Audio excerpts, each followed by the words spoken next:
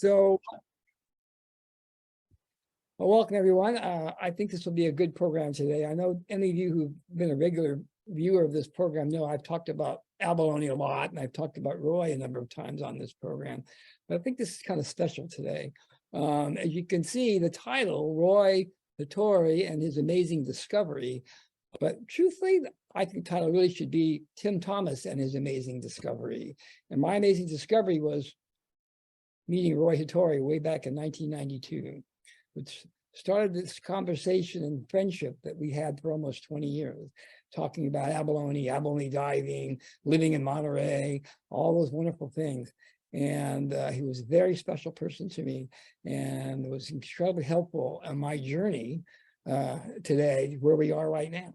So this wonderful photograph that you see right here, this was taken in 1938, really late 1938, I suppose. And I love it. So he was 18 years old when this picture was taken. Young man in his guide gear here, and you can see the helmet with all the dents on it. So this is a heavily used diving helmet right there when you see him. And so, of course, Roy's amazing discovery, which Tommy's going to talk a lot about today, really was that of the white abalone. Here, by the way, is another picture of Roy, which he discovered that white abalone in September of 1939 off the Point Conception. Now, I love this particular photograph. You can see him in his dive gear, and look how the condition of it. Heavily used, right? Diving abalone was a tough way to go. I mean, you're down there fighting currents and all kinds of different things down there. So we know this guy really is working hard when he's diving that abalone. So he did, as I mentioned, really the story about white abalone. Roy was diving off Point Conception in 1939, diving for red abalone. It wasn't unusual for those guys to go that far down there. And he came across a group of what he thought then was some unusual looking abalone. He knew they weren't red abalone. And so he gathered them up and brought them back up to the boat. And still no one on the boat knew what they were. So he took them back to Monterey, where he in turn showed them to a friend of his, a guy named Andrew Sorensen. Sorensen was a noted shell collector here in Monterey, and Roy had collected things for him in the past. And so Sorensen, he looked at them and he said, I'm not sure what these are either. So they then took them over to Hopkins Marine Station, showed them to the scientists there. They didn't know either. It was a big mystery. So Sorensen sent them to a friend of his at the Smithsonian in Washington, D.C. And here's that shell. This is the actual shell that Roy had collected in 1939 that was sent to the Smithsonian in 1939. This is it. This is now in the collection of the Smithsonian.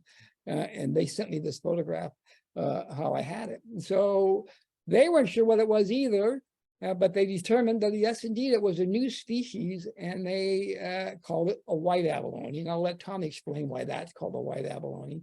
But they didn't name it after Roy. They actually named it after Andrew Sorensen. And, and as I mentioned, I knew Roy for a very long time, for about 20 years. And the only time I ever see him get angry was when he talked about World War II, and when he talked about the white abalone. It always upset him that they didn't really name it after him. And as I mentioned, Roy and I used to do a lot of things together. In fact, 6 months before he passed away, he called me on the phone. He says, Tim, can you set me up and take me around to different places we can go talk about my abalone diving days? And so we went to Hopkins Marine Station, and we talked about diving there, and we went and talked to the professors there and the students. We went to the Monterey Bay Aquarium. I talked to the volunteers there. We went out to Point Lobos and talked to all the volunteers there, and other places where we could talk about all of his work that he did here in Monterey. At every place we went, he was a huge hit to everybody, and an inspiration to everybody. In fact, one of them, and Tommy, I don't know if you know about this, but one of the ones, we were out at Point Lobos, and one of the docents came up to Roy, and she actually had with her a bouquet of flowers, and she gave him a big hug. It turns out that this woman's father was a fisherman in Monterey. In the early 1960s, his boat capsized, and it was just a small crew, and they all drowned, but they couldn't find all the bodies. And Roy then was a free diver, and he spent his off time and eventually found her father and brought him home. And she always remembered that. So that was always kind of special. So here is a wonderful Ray Troll drawing. I'm sure you'll all be aware of this. We talked about this last month. Ray Troll, of course, internationally known artist. This is part of that mural that's down there in Pacific Grove along that NOAA building. And of course, if you look at the diver face in the drawing there, of course, and there it is, it's Roy. That's Roy in his abalone diving underwear, getting ready to go diving.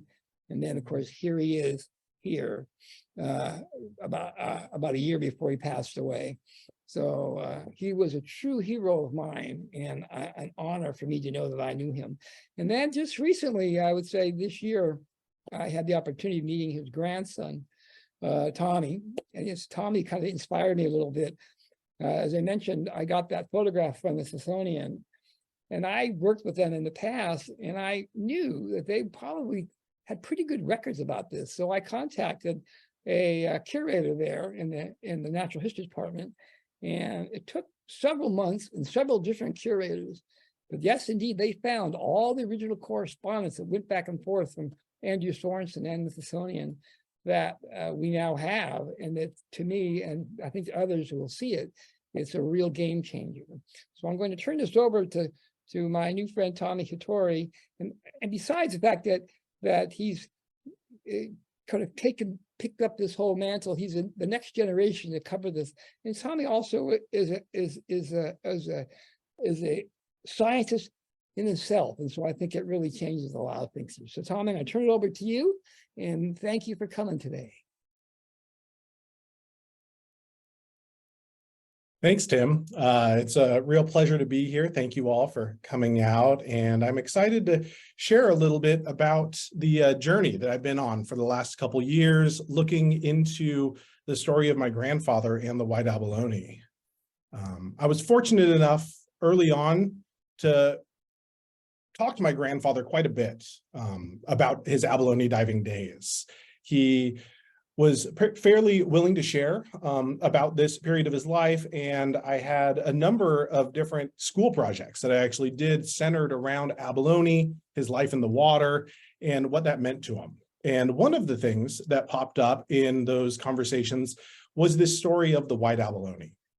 And he would talk about his role in the discovery of the white abalone, and he would talk about how it had been not named after him and had been named after Andrew Sorensen, who he had given the shells to. And it was always something that kind of resided as a bit of a family legend. It's not that we didn't think that it was true, but there was also no proof that anything of that kind had happened. And so it was really just in the last couple of years where I coincidentally started getting involved in a lot of conservation work, that I started talking and interacting with a number of different scientists about species in general. And during that search kind of made me think a little bit more about my grandfather's role in white abalone, and wanted to see if I could find out a little bit more information about it. And so what I'm going to do for the next 20 minutes or so is talk to you a little bit about what that journey's been like, and to share some of that really exciting news that Tim kind of alluded to, some of these recent documents that we've been able to get from the Smithsonian that really give us some really good idea of what exactly happened in that situation. But the first thing I thought would be worthwhile was to talk a little bit about what white abalone are, because originally when I was a child talking to my grandfather about abalone, I didn't really know there were different species of abalone, and certainly didn't know that there was a white abalone. And even today, most people, when you talk about a white abalone, they don't really know what that is. And so the first thing I wanted to do was just to point out what a white abalone is, and also to draw a comparison to red abalone, which is the most common of the abalone. It's the shallowest that live in the water, and it's the one that's used still commercially. So if you've had abalone at a restaurant, typically that's coming from a farmed source, but those are going to be red abalone. The white abalone are pretty interesting for a couple reasons. The first one is that they are the deepest of all the abalone in California. And this is the reason that we think my grandfather was the one to discover it. We think it took that technology, that Japanese technology of the hard hat diving, that really allowed him to get deep enough to be in an area where white abalone were going to live. And there's a couple distinguishing features about them that makes them stand out a little bit more.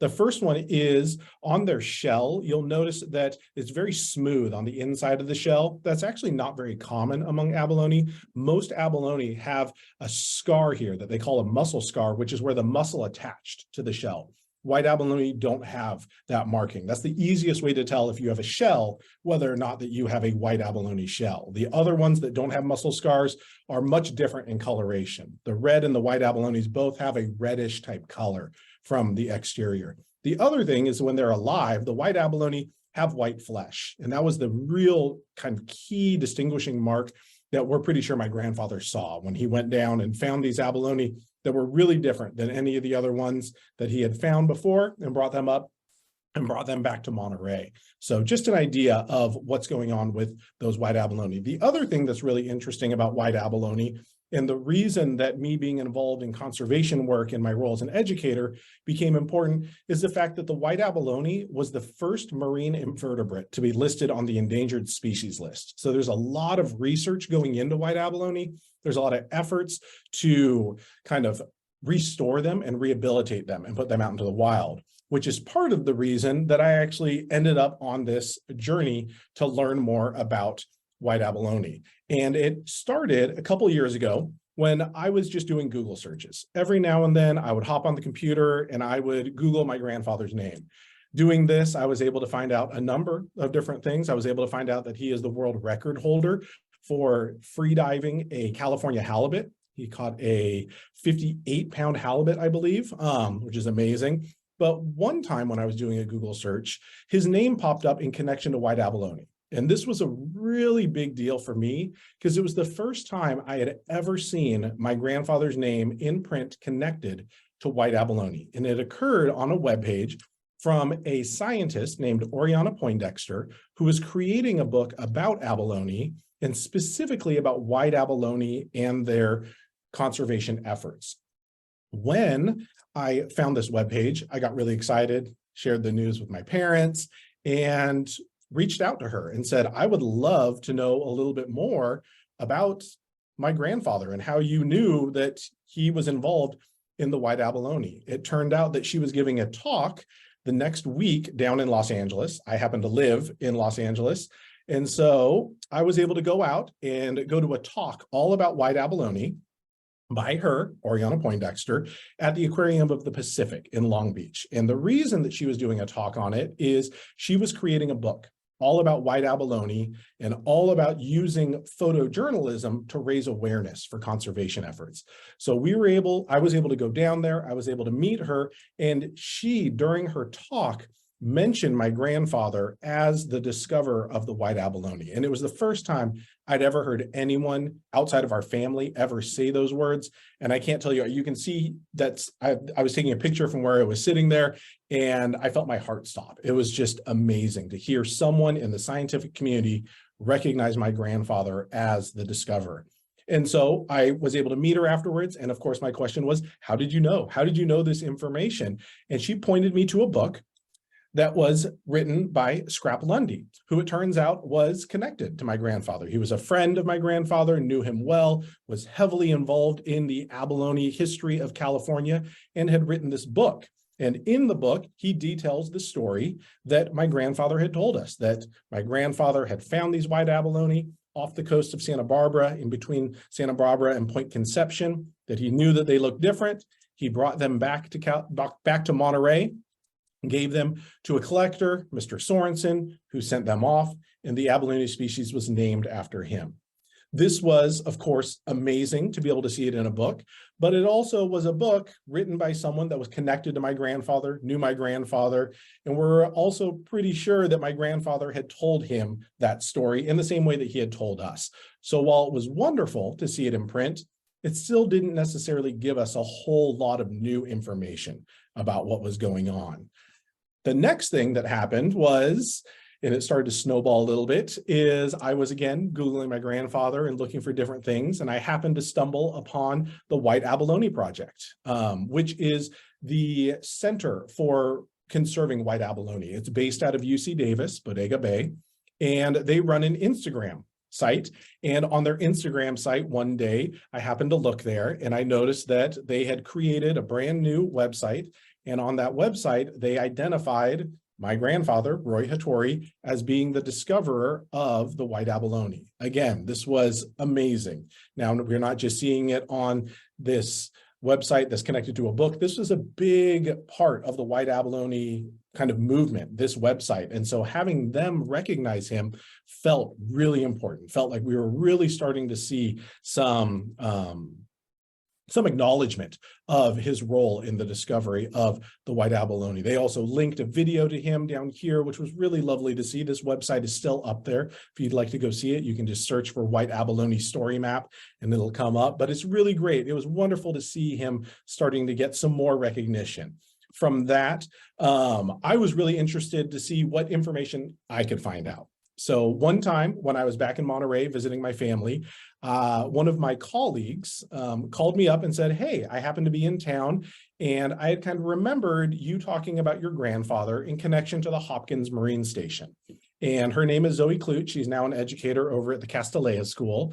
And she said, I used to intern at the Hopkins Marine Station. I think I could get us onto their campus. And so on August 10th of last year, when I was back for the summer, we went on over to the Marine Hopkins Station and wandered around a little bit and went into their library and met Don Kors, who is the library specialist there. And he got really excited when we told him what we were looking for. And he said, oh, we can find out some information. Let's see what documents we have. The story we had originally heard was that Andrew Sorensen was at Marine Hopkins Station. So I was hoping to find some documentation or some log that might be along those lines. In our research there, what we found was that he wasn't employed by the Marine Hopkins Station, but there was some really cool information that we were able to find. The first one we found was the original species description from 1940. So this is the original document that identified the white abalone as a new species. It also very clearly identifies it here as Haliotis sorenseni. So this is when it was officially named after Andrew Sorensen. And there was a part in here that we thought was really important. It points to my grandfather, but of course does not directly link it. But what it says is there were found slightly south of Point Conception by a commercial abalone diver in 10 fathoms depth. After one was found, diligent search for 2 weeks succeeded in finding only 3 more. No other diver found any. The time was about September 15th, 1939. Clearly lines up with what we had known about my grandfather, but commercial abalone diver doesn't necessarily mean it has to be Roy Hattori.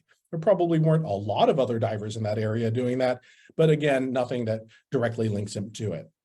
The other thing that was super fascinating to find out when we were there was later on in that same document, there actually was my grandfather's name, and it was in a new subspecies. So you'll notice up here that we have a Haliotis rufescens Hattori, a new subspecies. So down here, we'll see that it actually identifies that this shell was collected by Mr. Hattori, an abalone diver near Santa Barbara, for whom the author, Paul Barsh, took pleasure in naming the form. It's also really interesting to think, why was the new species, the white abalone, in the same document named after Andrew Sorensen?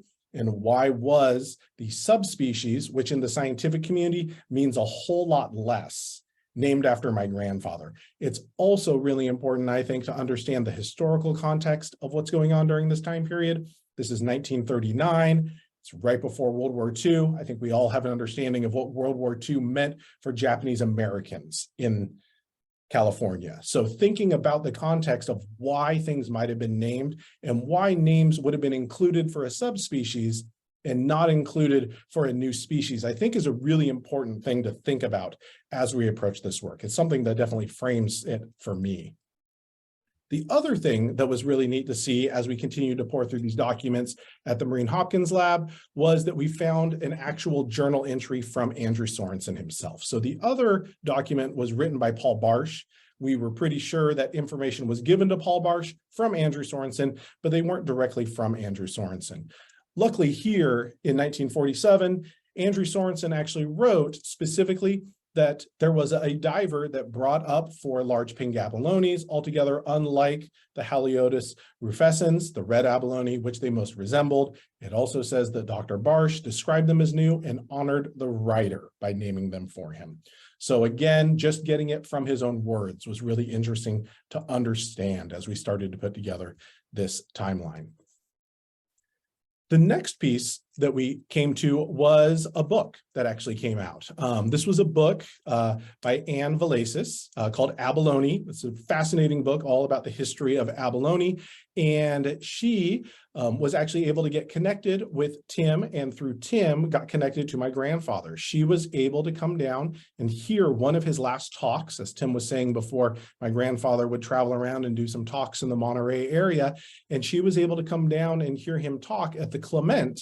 And she heard directly from him that he had discovered the white abalone. And so she, in her book, also details my grandfather as being the true discoverer of the white abalone, also shares the story about him bringing them back, giving them to Andrew Sorensen, and it being named after Andrew Sorensen. The nice part here was that we were getting another piece of information that was coming from a slightly different source, still coming from my grandfather, but it wasn't all coming back from that same book, that book by Scrap Lundy. So this felt like we were gaining some new information. It was also really interesting that Anne took detailed notes of that talk, and we were able to see a little bit more information in terms of the shells. We also have specifically that he knew it was different, a different kind of abalone. So this wasn't a case of my grandfather just collecting a whole bunch of shells and giving them to Sorensen and Sorensen sorting through them. But here we have another piece of information that he knew this was a different kind of abalone.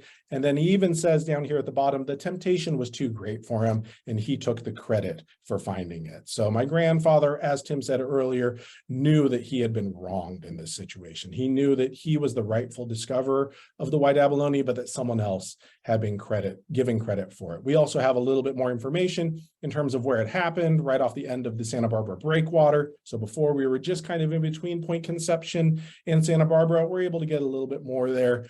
And it was really nice to gain some additional pieces. Throughout this process, it's also been really exciting to run into all sorts of different people, to get involved in this world of conservation and learn about white abalone. As I said, I live in Los Angeles, and I'm really close to the Cabrillo Aquarium over in San Pedro.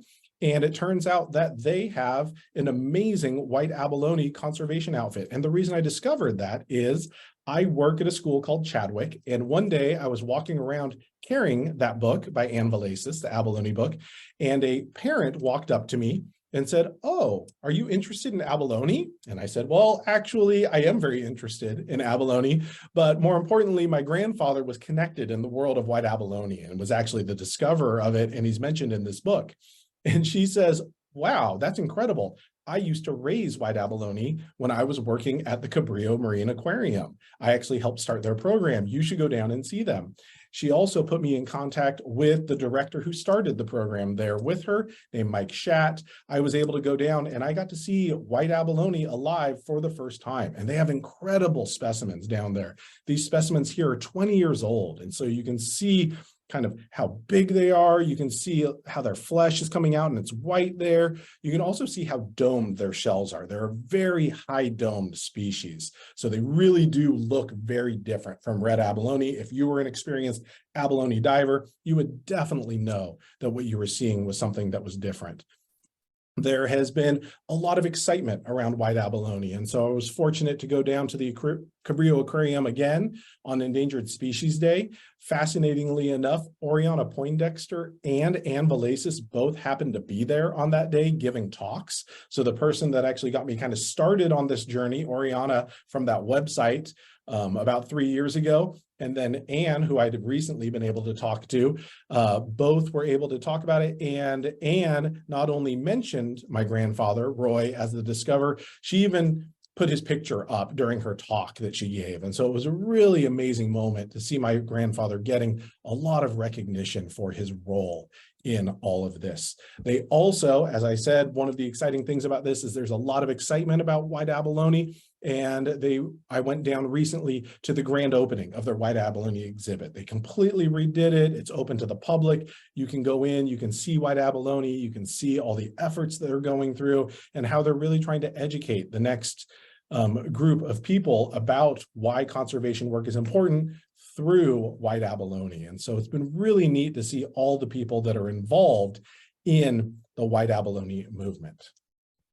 Which brings me to the most recent information and the thing that Tim alluded to earlier, this exciting documentation that we've gotten from the Smithsonian, because there's been some pieces of evidence that have definitely pointed to my grandfather. There's been my grandfather's own word that he was the discoverer of the white abalone, but there hasn't been that direct link yet.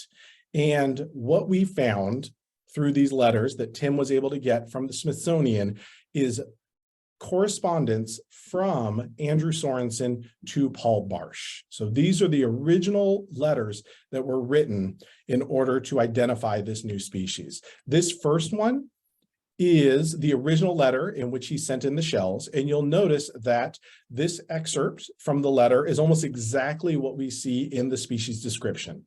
They were found slightly south of Point Conception by a commercial abalone diver friend of mine, not named, in 10 fathoms depth. After finding one, they searched for more and were not able to find others. I think it's also important at this point to note that after he found one, this diver went back to look for more. It's also very clear that this diver knew that what they were finding was different. However, you'll notice that this is lovely to find, but also still doesn't directly link to my grandfather. It simply says commercial abalone diver. Which brings me to this letter, which is fascinating because this letter is again from Andrew Sorensen to Paul Barsh. It actually happens after it was named. This is coming out after it's already been named. All right. And the reason that this letter actually exists is not about my grandfather. It's actually about another diver. There's another diver who apparently was upset that a subspecies was named after my grandfather and nothing was being named for him. And so originally, when we looked at it, we didn't think too much of it. But then I found this line. Again, remember, this is from Andrew Sorensen. This is about another diver being jealous. So you'll see here, this diver, whose name is further up, feels quite jealous of diver Roy Hattori, who had one haliotis named for him by you. Hattori also brought up the original larger ones that you named H. Sorenseni.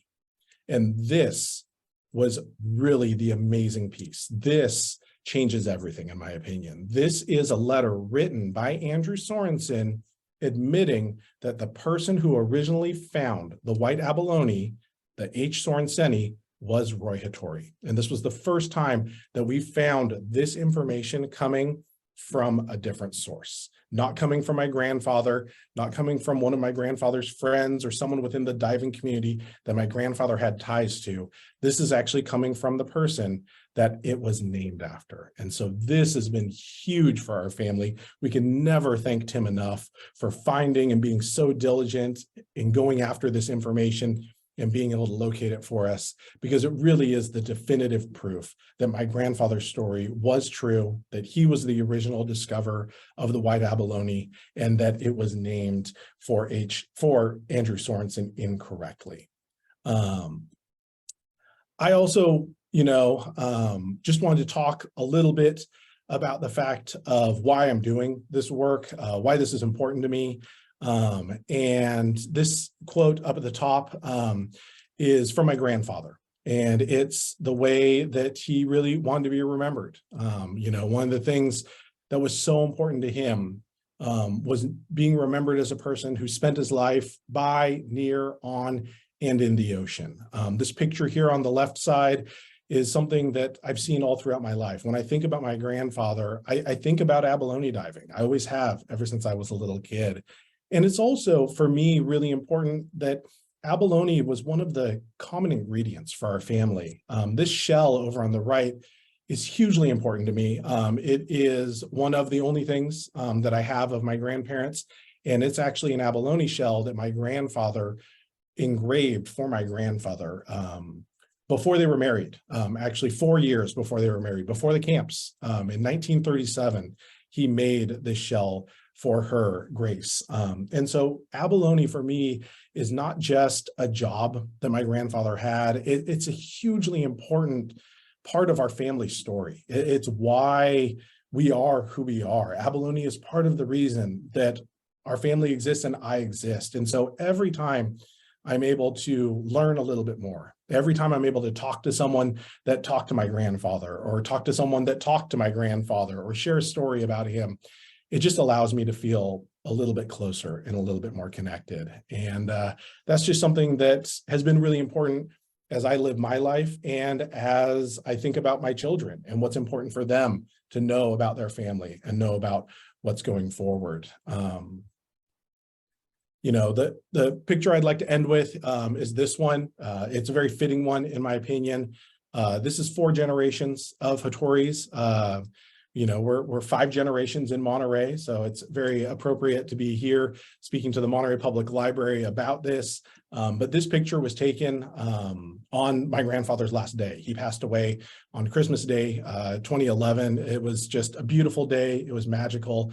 And I just think every time that I'm able to learn and connect about White Abalone and understand a little bit more about him and his involvement, it makes me feel a little bit more connected. So just want to thank all of you for coming out today. It's really been a pleasure to be able to share with you. I really want to thank Tim for all of his incredible work, his incredible support of the Hattori family. Want to really thank the Monterey Public Library for hosting this today and allowing me to speak a little bit. And last but not least, really want to thank my parents, Rick and Ellie, who I know are on here today. And just, they've been such incredible supports and really encouraged me to pursue this and think about this in my work and in my life. And I could never thank you two enough. So love you both. Thank you, Tom. That was excellent. Thank you so much. So have you learned anything new since July when we did that?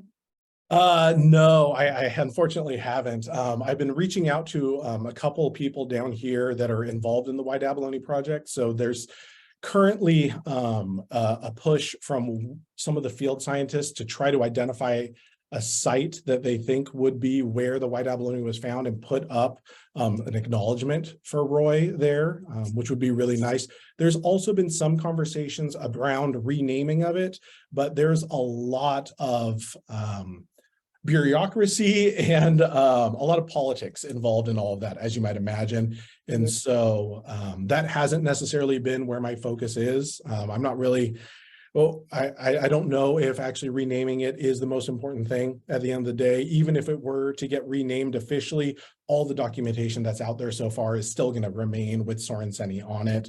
Odds are people are going to continue to use that. For me, it's more important that my grandfather just continues to get acknowledged. So seeing about where we can get involved and get some signage and aquariums or other things to get him recognition has really been what my goal is. I agree with all that you said, but in the history world, you know, truth is truth. So even if they did change the name, they still don't use it. To me, that's irrelevant. Yeah. Truth is truth, right? So I brought my little red abalone. I can't really see it, the white abalone, but there it is. All right. So anybody has any questions out there, or Andres, you have anything in the chat room there? Nothing in the chat right now. Any questions? We got everything they need to know.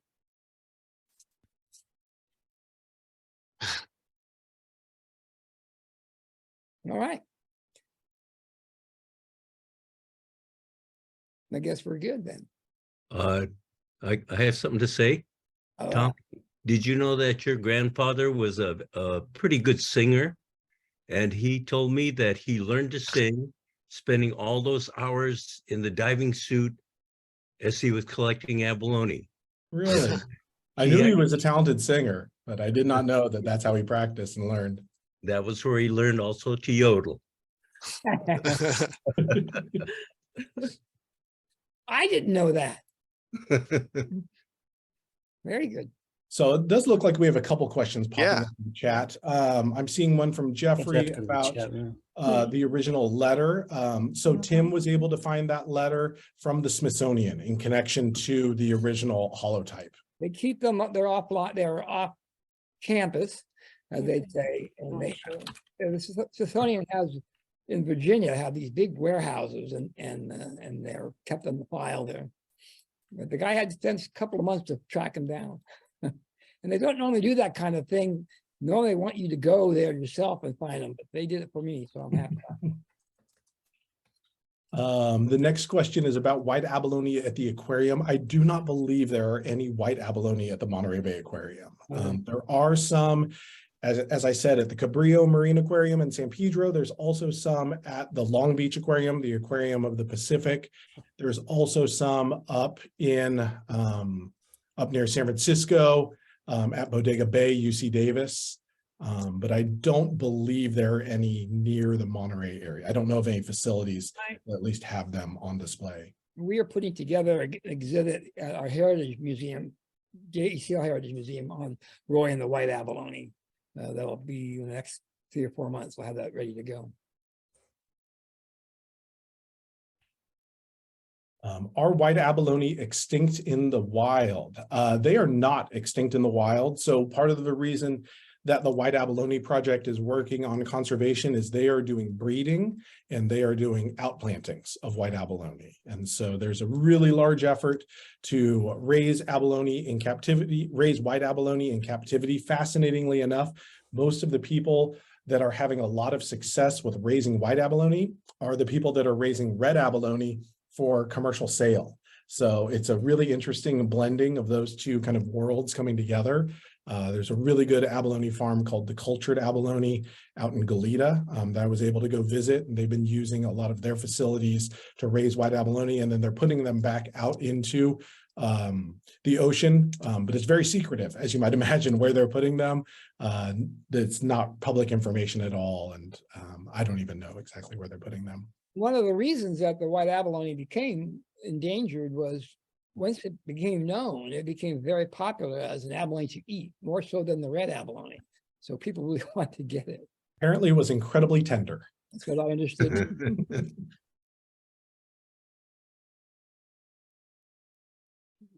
All right. Niall, did you have a question? Yeah, Tommy, it's nice to see you in person here. Yeah. Since we've just been in touch recently. Knowing some of this story from the past and having met your grandfather so numerous times, but I was wondering, since the abalone was discovered down near Santa Barbara, have you spoken with the folks down at the Santa Barbara Maritime Museum? I don't know if you know, but there's actually going to be a monument to commercial divers erected there at the harbor right next to the Maritime Museum. And in the Maritime Museum, the Historical Diving Society has a big display of diving equipment and everything from abalone diving through the commercial oil field diving that actually came out of the abalone diving. And it seems like it would be a place that would be kind of a natural connection if you were looking to see, get some kind of recognition for your grandfather, or a monument or that sort of thing. I was not aware of that. Is there any chance you might be able to put me in contact with some people over there? No problem at all. Excellent. Yeah. I'll send that information on to you. Thank you now. Sure. Museum a couple years ago when they started putting together their white abalone exhibit and sent them photographs and things, and just recently sent them back. I sent them a video of our program we did here in July, so they have that now. Oh, excellent. Thanks, Tim. Very good.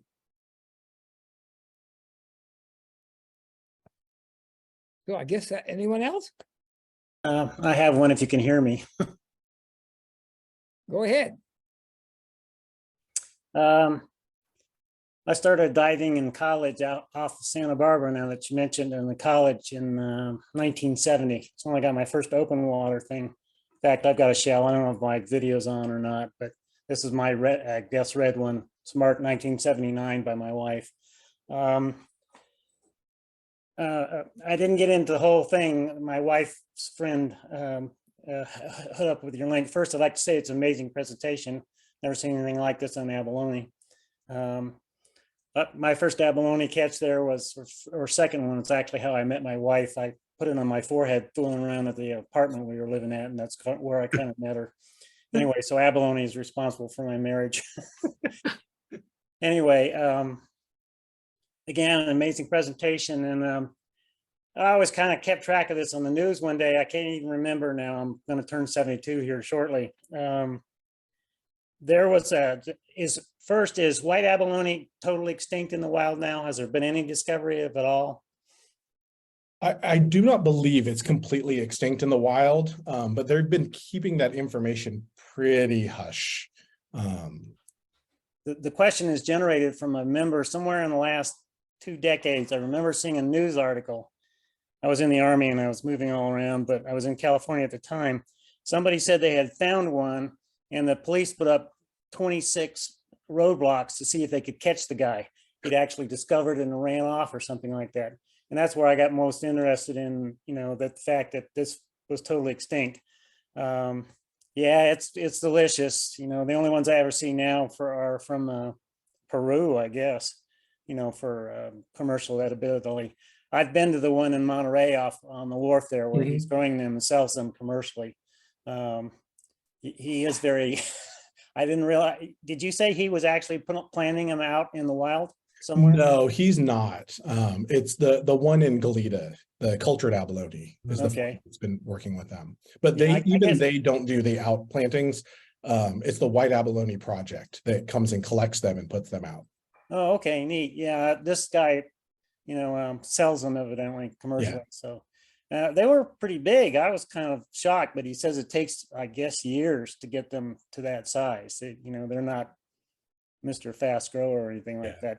I was also privileged to go to the Australian reef, and I was so tired from diving that was when they actually they had one in an aquarium at the research facility there on Heron Island. It's about 75 miles off of Australia, and I guess they're breeding. They're asexual, is what we were told, and that the moon has to be in the right phase or something like that. They of course do millions of sperm. They're asexual, so it's sperm and eggs, of course. But they actually, the tank, they actually had a video later that I got to see where you could see they were actually doing that, and they were out in they do quite a bit of research on abalone, I guess. So I guess they still have some, but I'm not sure about that either. The Barrier Reef is that particular place I was built in the 60s, and they said they'll never ever let them build anything like that again because they blew out a big part of the island to make it. Anyway, again, I just want to say amazing presentation, and I thank you for doing this, anybody that was involved. And I hope we manage to keep one of the many endangered species alive, whether it's white or pink or red or what's the other one, black? Black, green, pinto. Green. Yeah, that's the 5 ones, right? Yeah, okay. All right, again, my thanks, and I'll let somebody else talk. Thank you. Hi, am I live here? Yeah. Yeah, I'm Jeff Yamaguchi. We're connected. Our families are connected. My Uncle Tom, I think he's on this presentation. He let me know about it. And anyway, amazing presentation. I met your grandfather, when I was a child, and your grandmother. So there's some cool history there. But I was so impressed with the story you shared. And I found myself getting very angry, actually, with the whole thing about the naming. I never knew about that, but I did know about his role in diving, and just looking at those photos, I kind of wanted to ask about that part of it, because of course, all those years ago, in that kind of equipment, going to those depths, that's just a feat. And I wanted you, if you could share a little bit about, just the ability and the stories of that piece of this. I can tell you, first of all, the photographs that I showed, were taken by a guy named Ray Ruppel. And Ray and Roy were like best friends. They used to play basketball together. And they did those photographs initially sort of on spec for Life magazine. in 1939, and they sent them to Life magazine, and they were very interested in it, and they held on to them, and then World War II broke out, and they never used them. So the gear you're seeing, the Japanese, when they first came to Monterey, came to California to dive abalone, and brought helmet gear with them. Initially, they were armor divers, and they brought helmet gear. And they initially wore the American gear, didn't like the American gear, it was uncomfortable. And so all that gear is actually from Japan, and all of it came from Japan. And they liked it. Roy told me that putting that suit on was like putting on silk. That's how he explained it to me when we put the suit. But they're about 60 pounds with the lead weights to the front back, lead to the shoes. The helmet weighs about 35 pounds. So it's a lot of weight. But once you're underwater, it's all okay. Of course, the bay is cold, right? So Roy would come out of water, he'd be shaking for 35 minutes. I mean, that's how cold it was out there. Does any of do the family still have any of that equipment? It feels like it belongs in a museum, of course, right by the pictures and then the story you told and shared today. So part of the reason that this is such an important part of our family's history is all of that was taken away with World War II. All of that disappeared. So part of my original interviews with my grandfather actually centered a lot around the camps and what that meant about taking away his livelihood, what he did. You know, the stories he used to tell were just, that was what he did. That's how he identified. It was an important part of who he was. And that was stripped away with the war. That was stripped away with the Japanese American incarceration camps. And that was one of the really early pieces that was important for me as I started to link and understand more about my grandfather's role and all that. But he loved telling stories about being in the water. He loved telling stories about how he learned to swim, which was his father taking him out in a boat out into the ocean and throwing him in. You know, it's all of that. His life was so intertwined with the ocean, and you can see it in his involvement in the free diving community afterwards and all of that. And so, yeah. Then your question about the gear. I have some of the gear at our JCL Heritage Museum. So we have helmet, some of the wool underwear those guys wore, that all came from Japan. So, wow. Have you been to the Roar site? Have you actually? That's as far away from the ocean as you can get, I think, in this country. Yeah. So I have not actually been to the Rower site, but my son is named Rower. Oh, interesting. So we'll be going there very soon. I'll follow up with you. Yeah. I went a few summers ago, and it was I would love to. Wonderful experience. Yeah. So it's an important part of our family's history, and also I think an important part to understand the role in our family's history, both positively and negatively. And so I think it's also important to understand that I did not name my son after an incident that is viewed through an entirely negative light. That's where my grandparents were married. I have their marriage announcement from the Rower newspaper. It's where my father was born. And so he was the last baby born in Rower. It's an important part of our family story. And I wanted to make sure that it continued on. Thank you for sharing. Chat room about Pop Ernest and whether he served white abalone in his restaurant, and I would say no, he probably didn't. Pop focused all on the red lots of the pull out of Monterey Bay, and plus the red abalone was big, and he wanted those big abalone steaks. That's what he was after.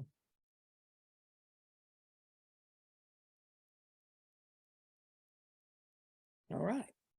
Any more? Tommy, I have a question. Yeah. How did your grandfather get into diving, and was this something that was in the family before him, and how far back does that go, if you have any? Yeah, so it was definitely in the family before him. So my great grandfather, who's the one that came over originally from Japan, was originally a cloisonne artist. Originally, when he came to the US, they settled up in the Pacific Northwest and wasn't able to find the right type of clay. So they started working their way south and eventually settled in Monterey. Still didn't find the right clay, but there was a vibrant fishing community among the Japanese and Japanese Americans there. And so they settled and entered the industry. My great grandfather had a number of health issues, and my oldest great uncle also had some health issues, so they had a hard time doing a lot of diving. So when my grandfather came of age, as soon as he finished school, he got right out onto the boat and became the primary breadwinner for the family and took over that, made that sacrifice for the family. That's great. He had the lungs. Yeah. I was wondering which internment camp your family was in. Rower, Arkansas.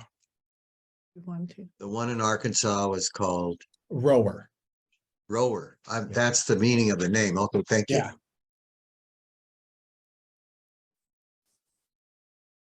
Tommy, can I ask another question? Certainly. I remember, I don't know if I heard this or I read this, that after the war, because your family pretty much lost everything, like many Japanese American families did when they came back, you know, everything was gone. And I had read somewhere that initially your dad, I mean, your grandfather had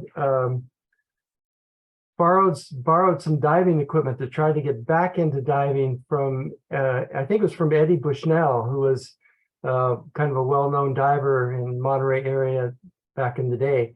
And I was wondering, have you heard that before, or is that true? Is that? Yeah, that's accurate. He was able to borrow some equipment. This was also right after they created Highway 1 going south through Big Sur, and the demolition from a lot of that work caused runoff into the ocean. And so the abalone beds were pretty empty. There was also the resurgence of sea otters as a primary predator for the abalone. And also it had just been pretty heavily fished in that area. So I think one of the other interesting things is the abalone as a story is actually one of us not conserving, of us not taking care of the environment. And so my role as an educator, and specifically around conservation work, has been really fascinating to think about how do I exist in that world when my grandfather was a commercial abalone diver, and part of that industry that caused the extinction, or at least the endangerment of so many of these animals. So fascinating to think about what my role is in all of that. I always thought it was kind of interesting. I don't know if you've seen the book by Moran on Undersea Log, which is about Eddie Bushnell, and he doesn't mention your grandfather by name. And the book came out toward the end of the war, and the last chapter in both editions are kind of you know, very anti-Japanese because the war was still going on. And having read those books, and I found it interesting that you know, this person who, you know, this book was written about actually tried to help your grandfather get back into the industry again when the war ended. But then later on, I actually, you know, obtained a couple copies of this book, and I got a copy in which the author wrote, or actually a person that knew the author wrote, that those chapters, those very anti-Japanese chapters, were written at the urging of the publisher, and that the author herself didn't actually, you know, agree with the sort of thing, and obviously Eddie Bushnell didn't either. So I thought that was kind of interesting. That's why I was curious if you knew if that connection was real or not. I actually hadn't heard the Bushnell connection. Dad, do you know? I do. Oh, you do, Tim? I was close friends with Eddie's nephew. They were really close, and who was also a diver. And Eddie also, Niles, I don't know if you know, Eddie also dove for Pop Ernest Restaurant. Yeah, I did know that. Yeah. But yeah, there's a real connection to the family. It's you know, the diving world is a small world, and you know, divers know divers, and the fact that you know, the Japanese started diving, doing this kind of commercial diving in California, and then it took off, you know, especially after the war, when the Japanese Americans were pretty much edged out of the industry, and others came in. And then when the abalone industry died, you know, a lot of those same people turned to offshore construction and oil industry, and you know, a lot of these major companies and stuff like Oceaneering and these companies that you see, you know, making dives on Titanic and all this sort of thing, I mean, those companies got started basically because the Japanese Americans started abalone diving in Monterey. And, you know, they were the ones that started this on the West Coast. So it's one of those parts of history that doesn't get the attention it deserves. And I'm really glad to see that you're taking this, especially this particular story about the white abalone, because that was pretty new to me too. And now that you found some really good documentation on it, I think, you know, that's really wonderful. I'm thrilled to see that. Also, I always blame Jacques Cousteau for the demise of the abalone industry. The aqualung, what, in 1947, 1948? Then everybody go out there and get abalone. Mhm. Mhm. All right. Thank you so much. I appreciate everybody. Tommy, thank you so much for today's program. No, thank you, Tim. Tim and Tommy, I mean, that is outstanding presentation that you made. So congratulations, and I'll see your parents in a couple of weeks. And Jeffrey, it was nice seeing you. Thanks. Wow. Good to see you too, Tom. Okay, talk to you later. And great job, guys. Great job. I had no clue what white abalone, what abalone was. Well, I did but I never ate it. But Uncle Roy used to make it all the time, and I had no clue what white abalone was. So again, great job bringing it to the public. Thank you. Thank you. All right, everybody, thank you again. Next month, we're going to focus on the return of the Western Flyer to Monterey. So it should be a fun deal. So thank you again. I really appreciate it.